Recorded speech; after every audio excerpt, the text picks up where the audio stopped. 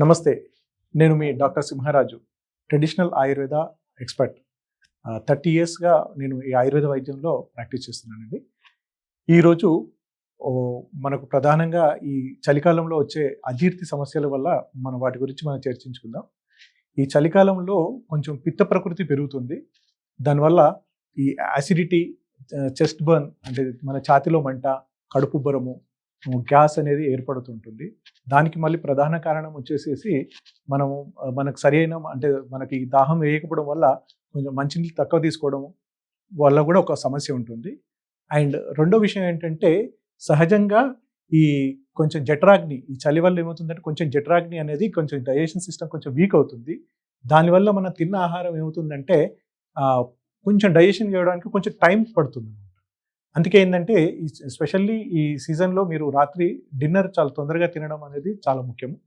And at the same time చాలా నిదానంగా, అంటే మనం ఒక ముద్ద తీసుకున్నప్పుడు ఏంటంటే దాన్ని చాలా ఎక్కువసేపు చక్కగా నమిలి తినడం అనేది మీకు చాలా ఉపయోగకరంగా ఉంటుంది.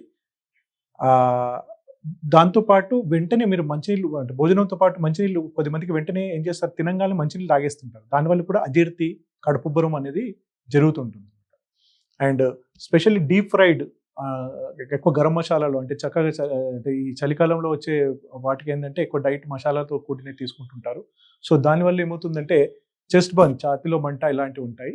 వాటికి చిన్న చిన్న హోమ్ టిప్స్తో మనం వాటిని సరి చేసుకోవచ్చు. మనకు ధనియాల కషాయంతో పాటు దాంట్లో కాస్త జీలకర్ర, సోంపు అలాంటివి వేసి బాయిల్ చేసేసి మనం ఆ వాటర్ తీసుకోవడం వల్ల అనేది కొంచెం ఛాతీలో మంట, కడుపుబ్బరం వాటిని మనం దూరం చేసుకోవచ్చు. వెంటనే కనుక మనకి రెమెడీ కావాలంటే ఒక చిన్న స్పూన్ జీలకర్ర తీసుకొని మనము నోట్లో వేసుకొని కాసేపు చప్పరించి కాస్త నమిలి తిన్నా కానీ దానివల్ల వెంటనే ఉపశమనం అనేది మనకు హోమ్ రెమెడీస్లో మనం ఇది చేసుకోవచ్చు. అండ్ చాలామంది ఏమవుతుందంటే ఈ త్రిఫలా చూర్ణం వాడుతుంటారు. అంటే త్రిఫలా చూర్ణం వాడడం వల్ల ఏమవుతుందంటే మోషన్ ఫ్రీ వస్తుందని చెప్పేసి చాలామంది వాడుకుంటుంటారు. అయితే త్రిఫలా అనేది ఒక రసాయనం. అది జనరల్గా రెగ్యులర్గా వాడే ఒక మెడిసిన్ కాదు. అదేంటంటే డాక్టర్ మీ వైద్యుల అంటే డైరెక్షన్లో అది 11 డేసా, 21 డేసా, 40 డేసా, అది త్రిఫలా అనేది ఒక రసాయనం అనమాట. దానికి ఒక ఉపయోగం ఎలా ఉంటుందంటే ఒక పర్టికులర్ పీరియడ్ వాడేసి దాని తర్వాత దాన్ని డిస్కంటిన్యూ చేయాలి. లేదు అంటే బాడీలో ఏమవుతుందంటే ఇది వాత, పిత్త, కఫ అనేది ఇంబ్యాలెన్స్ అవుతుంది. అది ఒక శరీర ప్రకృతికి ఎన్ని రోజులు వాడాలనేది మీ వైద్యుని సలహా తీసుకొని మాత్రమే అది వాడండి. అది కాకుండా మన ఆయుర్వేదంలో ఇంకొక చూర్ణం ఉంది, అవిపత్తికార చూర్ణం అని ఉంటుంది. అది మీరు 365 డేస్ మీరు అది మార్నింగ్ కానీ, మధ్యాహ్నం కానీ, రాత్రి కానీ, అది కొంచెం గోరువెచ్చని నీళ్ళలో ఒక చిన్న స్పూన్ తీసుకోవడం వల్ల ఈ అజీర్తి సమస్యల నుండి మీరు దాని నుండి బయటపడవచ్చు.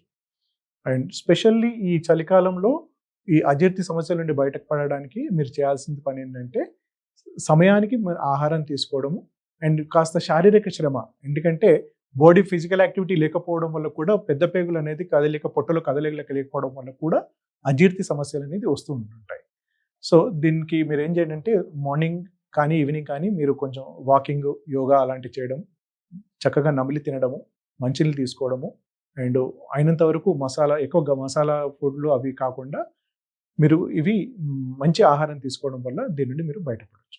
సో ఈ మధ్య కాలంలో మనకు బయట జీరా సోడా అనేది మనకు డిఫరెంట్ కంపెనీస్ మనకు చేసి అమ్ముతున్నాయి.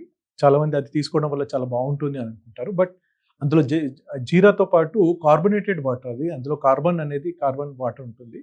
అది ఒక కొద్దిమంది మనకి అది ఆ కార్బోనేటెడ్ వాటర్ తీసుకోవడం వల్ల వాళ్ళ గ్యాస్ట్రిక్ లైనింగ్ అనేది వీక్ అయ్యే ఛాన్సెస్ ఉంటుంది. సో దయచేసి మీరు తినగానే అలాంటివి పదార్థాలతో స్పెషల్లీ కార్బోనేటెడ్ డ్రింక్ ఏదైనా కానీ వాటికి కొంచెం దూరంగా ఉండడం మంచిది. అది కాకుండా మనకి ఇంట్లో జీలకర్రని మీరు బాయిల్ చేసి ఆ మంచినీళ్ళు తీసుకోవడం చాలా మంచిది. కావాలంటే దాంట్లో కాస్త కలకండ వేసుకొని మీరు దాన్ని తీసుకోవడం చాలా బెటర్గా ఉంటుంది. సో ఇక్కడ కొద్దిమందికి కొన్ని డౌట్స్ ఉంటాయండి. అందులో ఏంటంటే మనకు gastric trouble, acidity and IBS ఈ 3 ఒకటేనా, 3 విడివిడిగా ఉంటాయి అంటే వేరే వేరే ప్రాబ్లమ్స్ అని అనుకుంటుంటారు. యాక్చువల్లీ ఐబిఎస్ వచ్చేసేసి అదొక పెద్ద పేగుల కండరాలు బలహీనత ఉండడం వల్ల వాళ్ళు భోజనం చేయంగానే ఏమవుతుందంటే వెంటనే మోషన్కి వెళ్లాల్సి వస్తుంది. అది ఇరిటేబుల్ బౌల్ సిండ్రోమ్ అంటారు. ఆ ఇరిటేబుల్ బౌల్ సిండ్రోమ్ దానికి చాలా కారణాలు ఉంటాయి. స్ట్రెస్ వల్ల కూడా ఉండొచ్చు, అండ్ ఆహారంలో కొన్ని రకాల మార్పుల వల్ల ఉండొచ్చు. అండ్ వాళ్ళ జీవన విధానంలో కొన్ని మార్పుల వల్ల కూడా ఐబిఎస్ అనేది స్ట్రెస్ ఇండ్యూస్డ్ ఐబిఎస్ అని కూడా అంటారు. అండ్ అది కాకుండా ఇది మనకు ఐబిఎస్‌కు ట్రీట్మెంట్ సెపరేట్‌గా ఉంటుంది. ఈ మామూలుగా గ్యాస్ట్రిక్, జీర్ణ సమస్యలకు అవి సెపరేట్. ఈ 2 వేరే అండి. ఇవి 2 ఒకటి కాదు. సో, మనం ఇప్పటివరకు మనం చర్చించుకున్న విషయాలన్నీ ఏంటంటే మనకు మీకు టెంపరరీగా ఉపశమనం కలగడానికి మీకిచ్చిన హోమ్ రెమెడీస్. కాకపోతే కొద్ది శరీర తత్వాలు ఎలా ఉంటాయంటే చాలా చాలా సంవత్సరాలుగా, చాలా నెలలుగా వాళ్ళు ఇబ్బంది పడుతుంటారు. ఈ హోమ్ రెమెడీసే దానివల్ల ట్రీట్మెంట్ అయ్యేది కాదు. మీరు అలాంటివైనా దీర్ఘకాల సమస్యలతో మీరు బాధపడుతూ ఉంటే మీరు తప్పకుండా నన్ను కాంటాక్ట్ చేయొచ్చు.